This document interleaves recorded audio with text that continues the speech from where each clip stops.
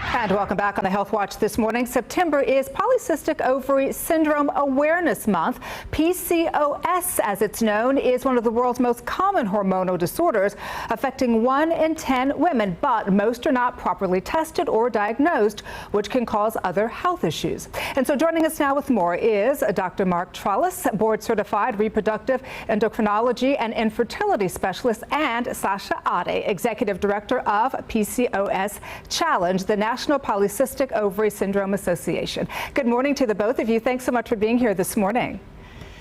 Good morning. Good Thanks morning, for having me. All right, so let's talk about this. What are some of the most common symptoms of PCOS? What causes it? And why do you think it goes so undetected? Well, yeah, it's very, very frustrating to know that patients are struggling to find a physician to be able to take ownership in this problem. It takes several years and several physicians on average for at least a 30 to 40% of women to be able to get diagnosed. It's not very complicated. It really has to do with meeting 2 out of 3 criteria, Danielle. Okay, so ovulation dysfunction, some measure of elevated male hormone like testosterone or other male hormone called DHEAS, and or hair growth in a male pattern distribution.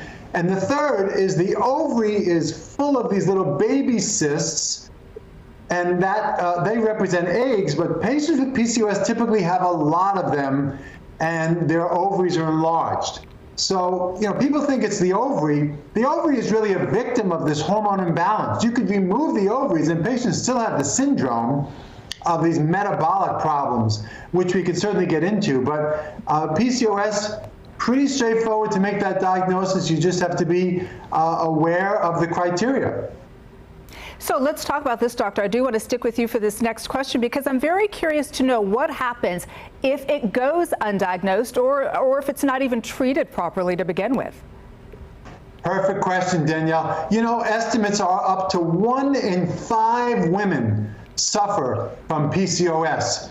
And going undetected, well, just in the news today, the economic burden of PCOS, dealing with the medical complications, reproductive complications, and obstetrical, like diabetes, $8 billion of an economic burden for this problem. Undetected, patients are at risk of what's called the metabolic syndrome, 2 to 4 times higher than the general population. And that has to do with pre-diabetes or even diabetes, high blood pressure, abnormal cholesterol and triglycerides, the increasing waist circumference. They have higher rates of uterine cancer, depression and anxiety, sleep apnea, the hair growth, and of course, infertility.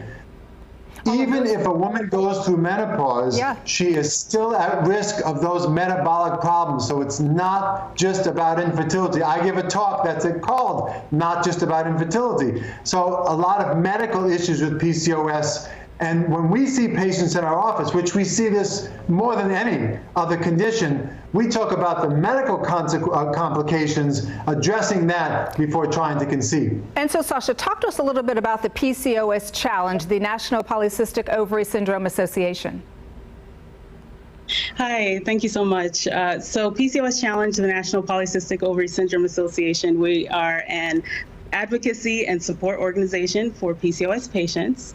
And I founded the organization after my own diagnosis with PCOS and had great difficulty getting the resources that I needed to manage the condition and just general knowledge, evidence-based knowledge that most patients and providers require was lacking. And so PCOS Challenge, we started doing educational events to educate the community and patients and their supporters. And then we quickly realized that the lack of awareness was leading to some of the gaps in care for PCOS patients, and even just lack of diagnosis. So 70% are going undiagnosed.